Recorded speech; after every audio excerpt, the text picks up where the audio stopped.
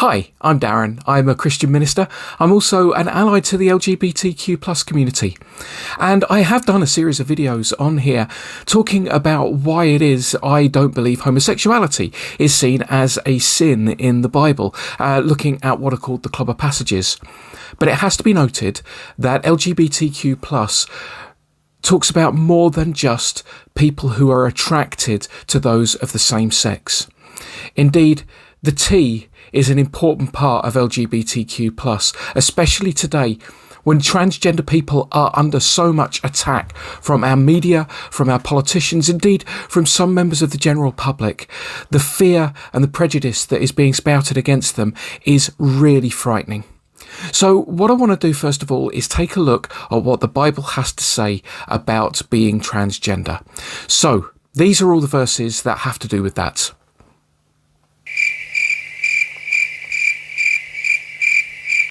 Yeah, nothing.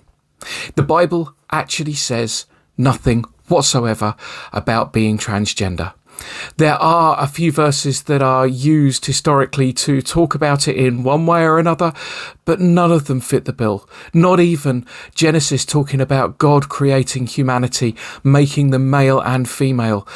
That is normative, it is descriptive, it is not prescriptive. It's not saying this is the way it should be. You are either male or you are female, and never the twain shall meet or change.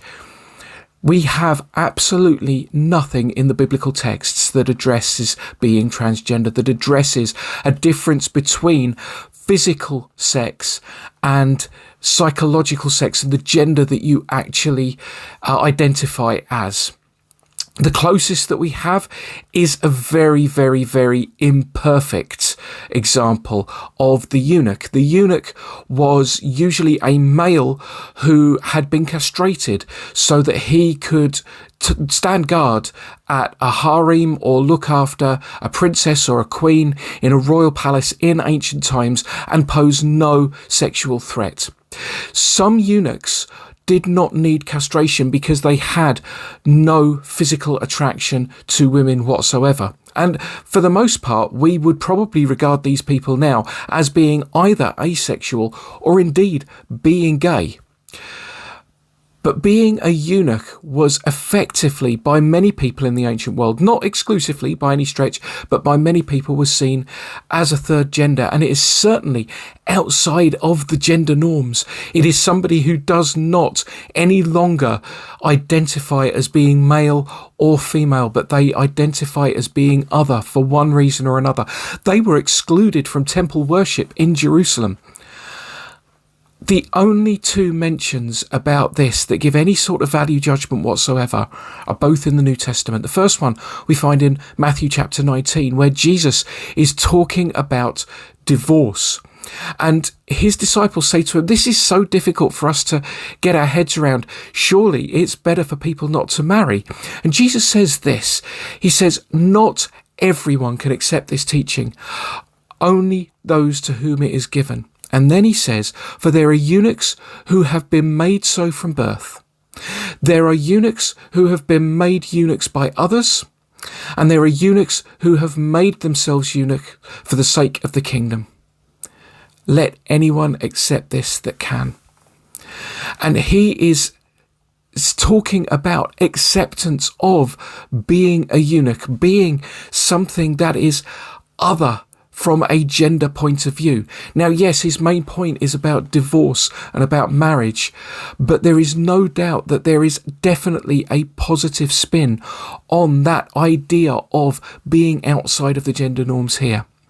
The other mention that we find in the book of Acts, when Philip comes across an Ethiopian eunuch, somebody who is a treasurer in the court of the Queen of Ethiopia, who is on a carriage and is reading from the scroll of Isaiah.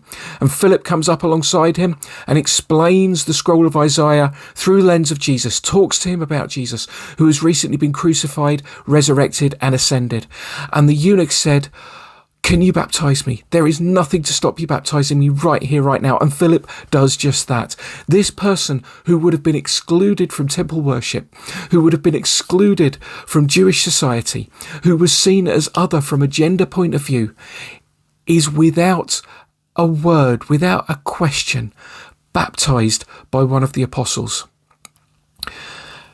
As I said, they are imperfect. Eunuchs are not transgender people, but what they are is examples of people who are outside of societal gender norms. There are many reasons from a scientific perspective why viewing being transgender is not a problem. One of the biggest problems that we have is talking about the idea of biological sex.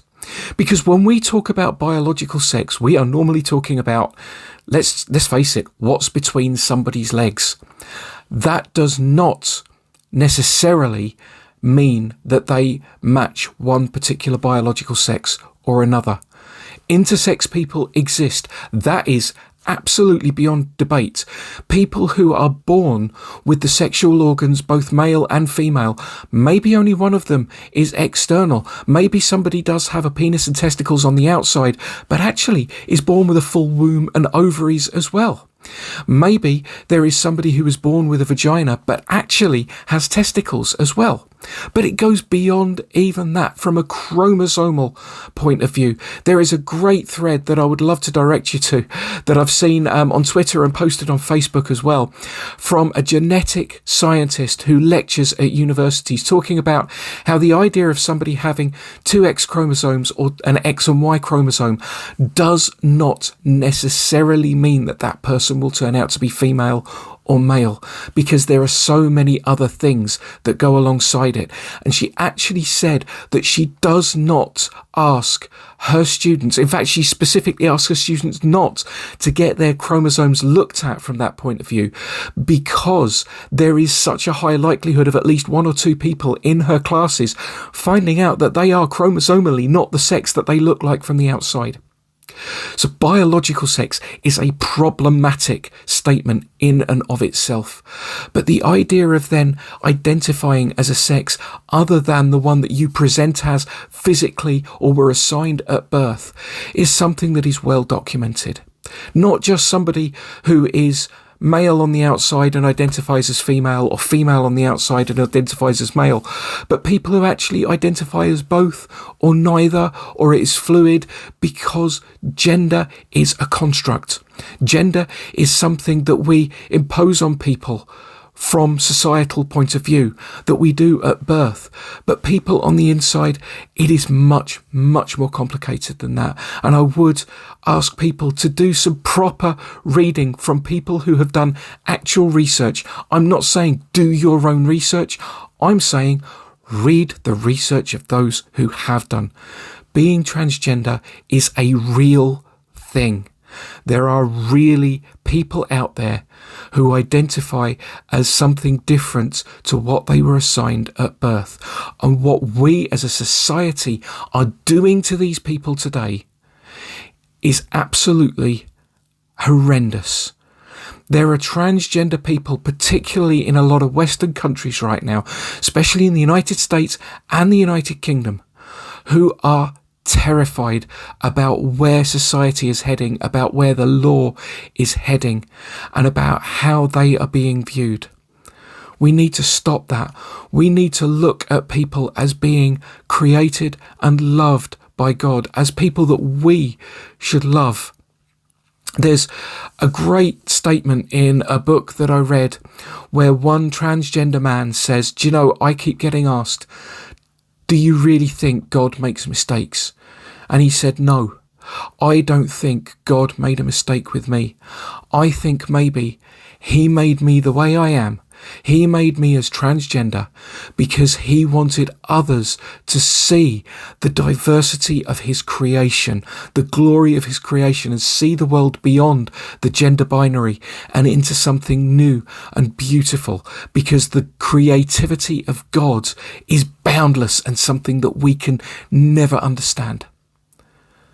So we need to love our trans brothers and sisters and our non-binary siblings, and we need to accept them as loved by God, as created by God, and as carrying the image of God.